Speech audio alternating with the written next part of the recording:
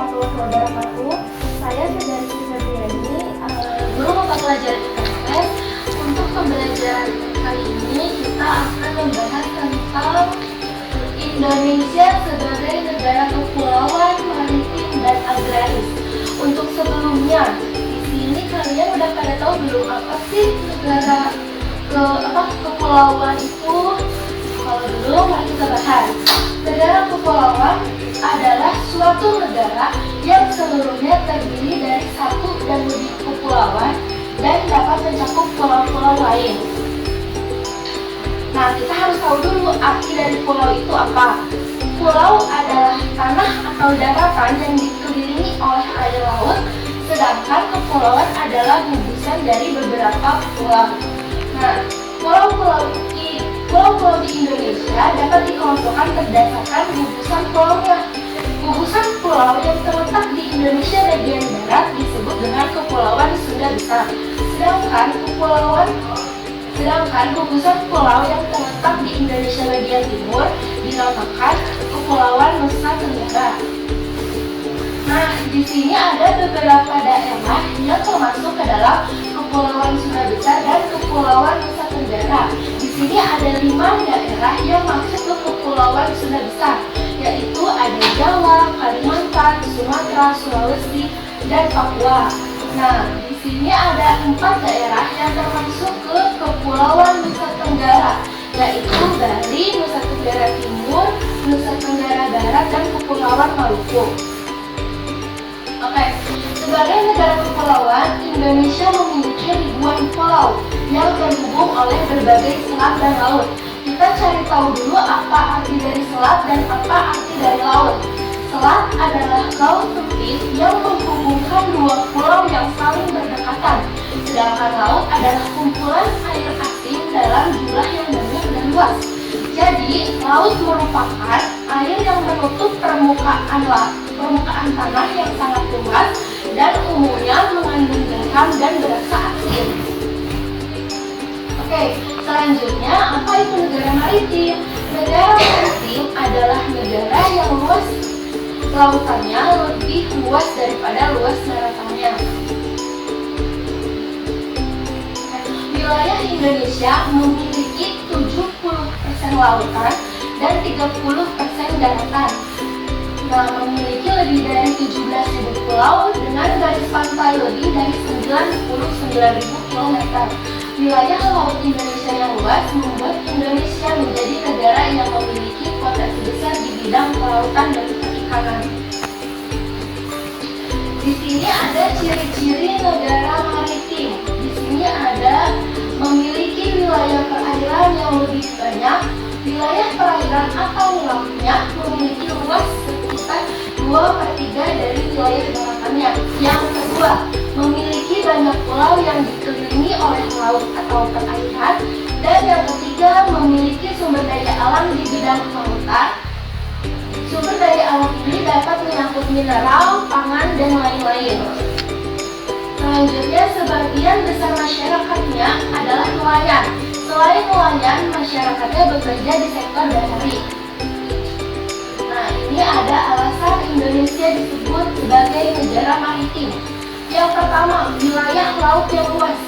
Indonesia memiliki kekayaan laut yang luas jika dibandingkan daratannya.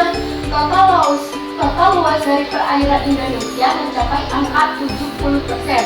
Seperti yang sudah dijelaskan di awal tadi, bahwa wilayah Indonesia itu 70%-nya adalah perairan dan 30%-nya adalah daratan. Yang kedua, ada kekayaan laut yang melimpah. Laut yang luas ini dilengkapi dengan kekayaan yang begitu indah. Laut Indonesia memiliki keindahan alam yang menakjubkan, serta hasil laut yang begitu banyak. Di sini ada tentang kekayaan laut Indonesia. Ada ikan, rumput laut, terumbu karang, hutan mangrove, minyak dan gas bumi, garam dan pasir laut. Yang ketiga, ada maju di bidang perikanan. Dengan kekayaan yang melimpah, tentu Indonesia memanfaatkannya sebagai keunggulan di bidang perikanan. Hal ini merupakan salah satu faktor mengapa Indonesia disebut sebagai negara maritim. Yang keempat, budaya maritim. Masyarakat Indonesia juga memiliki budaya maritim atau bahari yang begitu lengkap. Budaya ini bisa dibentuk karena masyarakat begitu dekat dengan kehidupan di laut. Yang kelima atau terakhir ada geostrategis.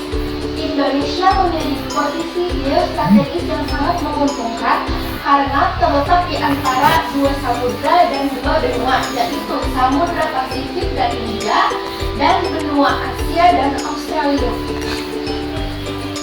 Di sini negara agraris itu apa sih? Negara agraris adalah negara yang sebagian besar penduduknya bekerja sebagai petani.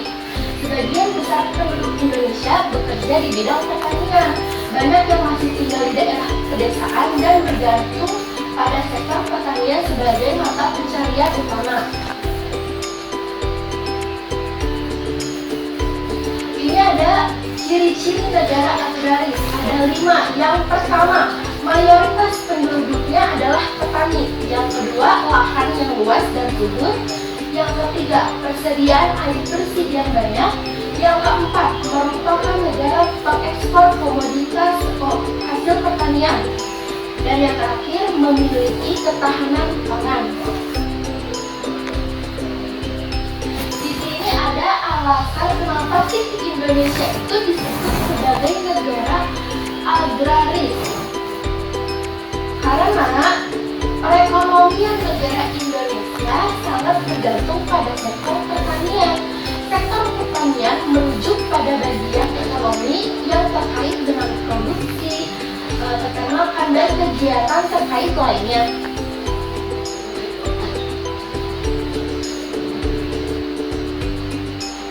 Di sini ada faktor yang menjadikan mengapa Indonesia disebut negara agraris. Yang pertama, lahan pertanian yang luas. Indonesia disebut sebagai negara agraris karena memiliki lahan pertanian yang cukup luas dan subur. Sebagian besar tanahnya cocok untuk pertanian, baik tanaman pangan maupun tanaman hortikultura. Yang kedua, beriklim tropis. Alasan kedua Indonesia disebut sebagai negara agraris karena memiliki iklim tropis. Iklim ini mendukung pertumbuhan berbagai jenis tanaman sepanjang tahun. Hal ini memungkinkan adanya produksi pertanian secara berkelanjutan. Yang ketiga, ketergantungan penduduk. Sebagian besar penduduk Indonesia hidup di pedesaan dan menggantungkan hidup mereka sebagai petani atau di bidang pertanian. Pertanian menjadi mata pencaharian utama bagi sebagian besar masyarakat di daerah pedesaan. Yang keempat, produksi tanaman pangan. Faktor keempat Indonesia disebut sebagai negara agraris karena negara ini merupakan produsen utama tanaman pangan seperti padi, jagung, kedelai, dan kelapa sawit. Tanaman-tanaman ini merupakan komponen penting dalam ketahanan pangan nasional. Yang kelima atau terakhir, peran sektor pertanian dalam ekonomi. Meskipun ekonomi Indonesia telah mengalami diversifikasi ke sektor-sektor lain, pertanian masih memiliki peran penting dalam kontribusi terhadap produk domestik bruto atau PDB minimal.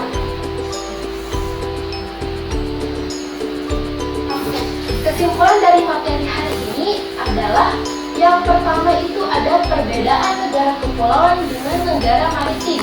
Di sini kita bisa simpulkan negara kepulauan adalah cara pandang negara terdiri dari rangkaian pulau-pulau dan daratan yang terpisah oleh lautan. Sedangkan negara maritim adalah negara terdiri dari wilayah lautan yang menghubungkan pulau-pulau di dalamnya. Kalau negara kepulauan itu terpisah oleh lautan, maritim menghubungkan pulau-pulau di dalamnya. Negara agraris adalah negara yang sebagian besar penduduknya bekerja di sektor pertanian. Di sini ibu membuat latihan soal untuk kalian. Di sini ada 5 soal. Yang pertama, sebutkan pengertian dari negara maritim, negara kepulauan, dan negara agraris secara singkat. Yang dari negara agraris. Yang ketiga, jelaskan alasan kenapa Indonesia disebut sebagai negara maritim. Yang keempat, sebutkan kekayaan laut Indonesia. Yang kelima, sebutkan perbedaan antara negara maritim dan negara kepulauan. Jangan lupa tugasnya dikerjakan karena sesungguhnya ilmu itu adalah harta kita yang bisa kita bawa kemanapun tanpa